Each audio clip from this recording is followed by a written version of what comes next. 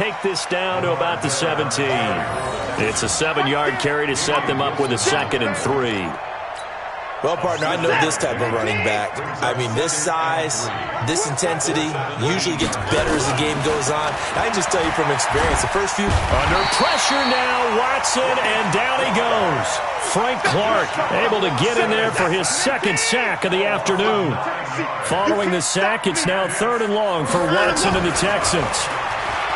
Now Watson. He finds his target, Fuller. And they do get him down, but not before he's able to slip it inside the 5-yard line. They're able to convert on 3rd down, and that sets up a 1st and goal. Well, they probably don't need to run a play here, but you wonder if they're going to be able to resist on 1st and goal. They'll try and run for it with Miller. And he's maybe going to get this back to the 4, but that's about all. Now the Texans will burn the first of their timeouts. It's just their first. They've got 2 more to use here in the final stages.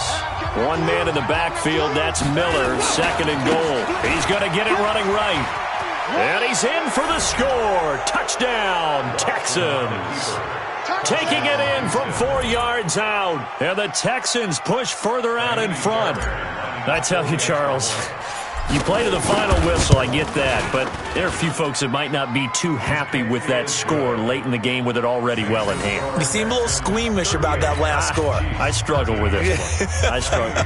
But on the other, the argument, I get it, on the other side is, hey, do something about it. Stop them. I'll guarantee you, I know who was really excited.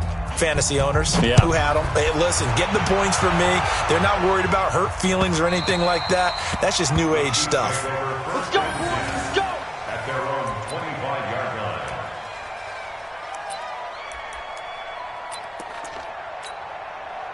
The KC offense out of the huddle, ready for their next drive. They're down big here late. I don't know. You just one last drive here for pride? Some people like to do that. I remember playing for a guy once. We were down huge, and someone said, "Coach, what do you want to call?" He just waved a hand like... And his pass is intercepted for the 4th time today. Picked off at the 13. And a big turnover there as his guys will get the football back.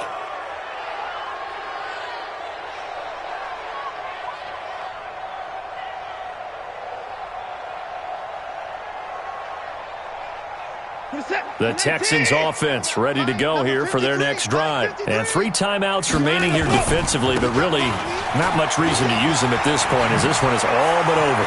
If they use the timeouts here, it's strictly for show. Lamar Miller past the 20.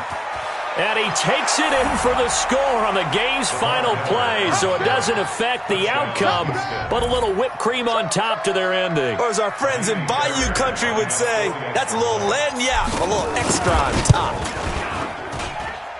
The extra point up and good, but this one was decided anyway, as that will be the final action in this ball game. So we had action to the very end of this one, the score on the final play that they didn't need to have. They didn't just run out the clock, though. They added to their final total. Played it all the way to the end, and you know, some coaches preach that and tell their teams, that's what I want all the time, and they feel like if they don't do it themselves, they're not living up to the message that they're sending out.